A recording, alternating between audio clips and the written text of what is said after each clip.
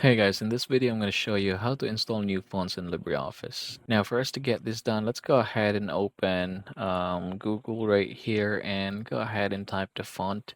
So there are actually a lot of different fonts available. And yeah, the font is one of the websites I usually go to.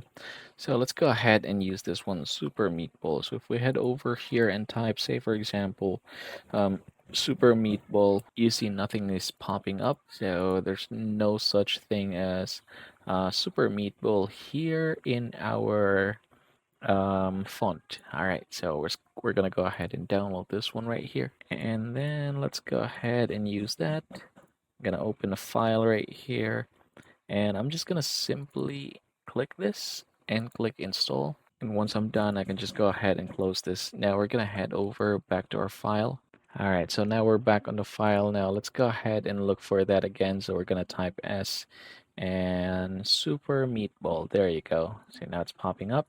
Now I can go ahead and highlight everything and type here Super Meatball, and you can see that now the font has changed to that particular font that we're looking for. So yeah, that's how you're going to install new fonts in LibreOffice.